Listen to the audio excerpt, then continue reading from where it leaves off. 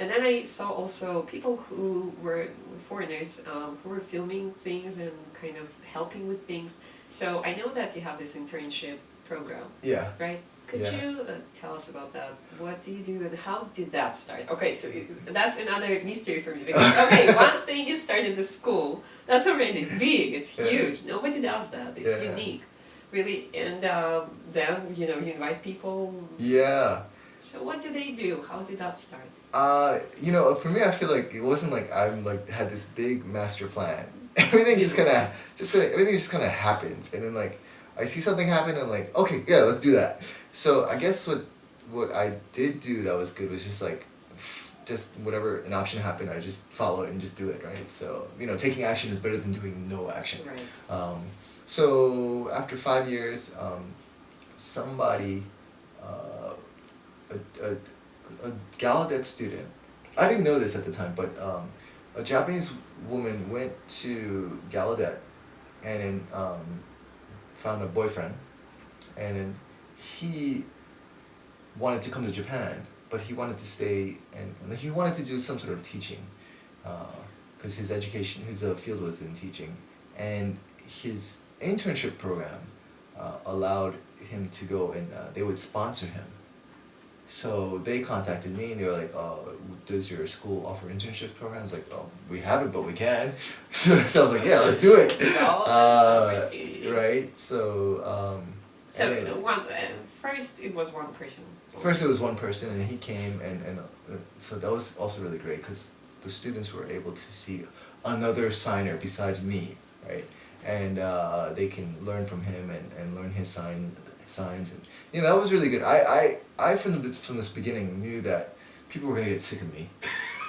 Well, if you teach long enough, any student can be right, and it's just not good, right? You don't have the variety, right? Absolutely, So I encourage it. Even though some of my students were like, no, we want you because we can't understand him. I said, no, this is really good practice for you guys. Yeah. So. How many interns have you hosted so far? I'd say at least 10, somewhere 10 to 15. Right. How long do they stay? Usually they stay for 3 months. For 3 months. And what do they do? What are their responsibilities? They basically, first they watch me and they observe my class, and I will give them some themes to talk about. Usually something related to deaf history, some sort of culture, any of their hobbies. They could even have like a favorite recipe. Mm-hmm. And if they just teach the recipe, that'd be great because you learn a lot of vocabulary. You learn measurements, right? So, and time. So there's a lot of things that you just teach food. Like you can. Oh, it's a great. endless. Yeah. Especially if you like bring it at the end. Potluck party. Yeah. So I would prepare them. I would say like think of a few themes and then have some slides. That way it's visual.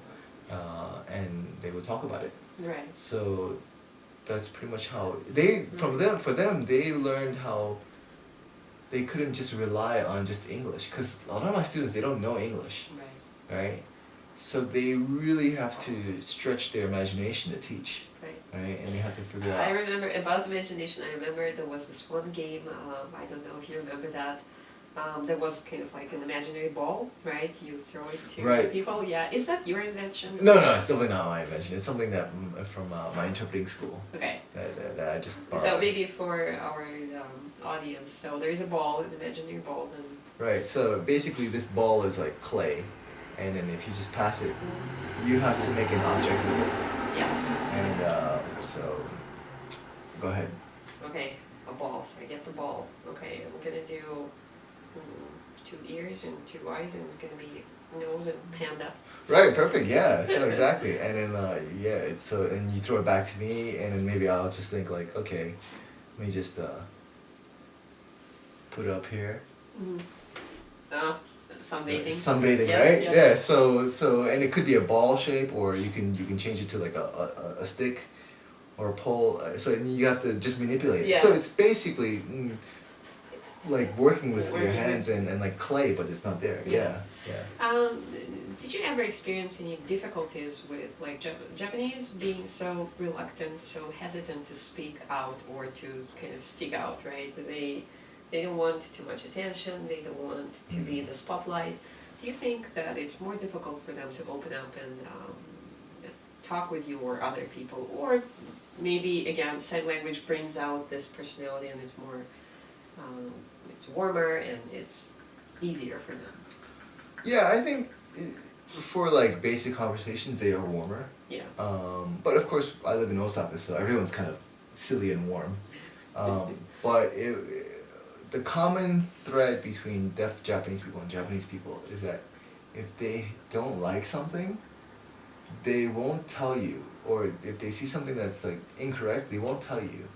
But what they will do is they'll whisper to the person next to them. Oh, and that's like, bad. right, and every foreigner who comes to Japan, after a while, you start thinking like, oh, and at first, all Japanese people are so nice. Yeah, right, because they don't tell you. Because they don't tell you anything, right? They don't tell you like you made this mistake. They're not straightforward. No, they but don't then say Joseph. right, and then you find out like they're whispering behind your back, and you're like, why didn't you just tell me straight directly? Like you didn't like this, why didn't you just say it? Right.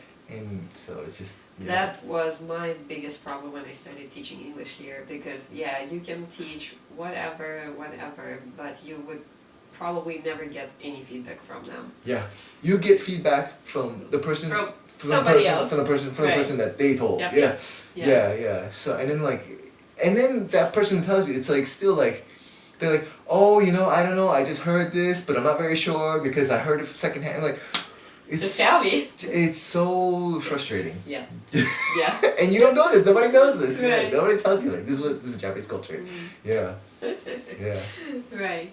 So DeafJapan now successful. I think right now it's at a level where I want it to be, because before we got really big and it was kind of hard to manage that many students. My goal was to always try to get 100 students at once, but I could only go up to 35 to 40 students, because even with that many students, we didn't have enough teachers. Like it was just me, Right. and I have other jobs, so I couldn't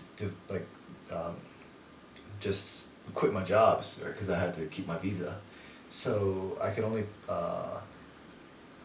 give 1 or 2 days for DeafJapan out of the week. Right. So no, right now it's pretty good. It's we have about 25 students, and we teach at 2 locations, Osaka and Kyoto. And then I also have some online classes. Yeah. So some people are like, what, really? You're teaching online? Is that effective?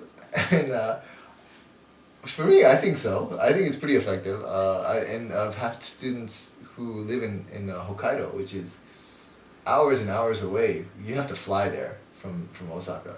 So logistically, it makes sense to teach online, and they've been studying for about a year, and they seem to enjoy it. Yeah. So it's a little bit challenging, but like for instance, I would have to just be more camera aware, whereas being one-to-one or in person, it's if people can't see you, they can just say it, or you're more aware of people's eyes than a camera. Mm-hmm. But once you are used to a camera, then it should be fine.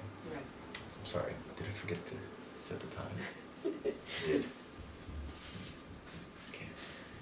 So, DeafJapan, I know that several years ago, right after the big tsunami and earthquake, you went to volunteer to Fukushima. Yes. Yeah, that was a really great experience. Like, luckily one of my friends, he was studying at DeafJapan. He was learning Japanese Sign Language. And after 3 months, he just disappeared. It was because he went to volunteer for the relief effort Okay. in Tohoku. Is he the guy who, like, dropped his jobs? Yeah, he just like dropped everything. And went there. Yeah. So for me, that was amazing. Like, I was like, wow. So he quit his job, and then He was teaching, I think, in Osaka, Yeah. and then he left his apartment there, and then he just went, and then he started his own NPO there. Right. Because originally he was working with the Red Cross, Uh-huh. but then he didn't like what they were doing, and so he started. Him and a few other non-Japanese people started. Well, and also just a few people, Japanese and non-Japanese, created this NPO. Okay, and how did you decide that you wanted to go there? Well, he'd been posting on his Facebook like we need volunteers, please come if you can. And I was really busy until January 1st. So that was the time when, in January 1st and 2nd and 3rd, that's like where everyone takes off. Right. It's a big holiday Yeah. in Japan. So I took a trip up there and we drove up there and then we started helping out. And even I think the first trip it was with a deaf person. How many people went and who were they? I Or it think was just you and a couple of friends? it was me, as well as another person who's hearing, and a deaf person, an intern. An intern. Okay. Yeah. And maybe later on another deaf person came halfway, the next day. Right. So it was the four of us.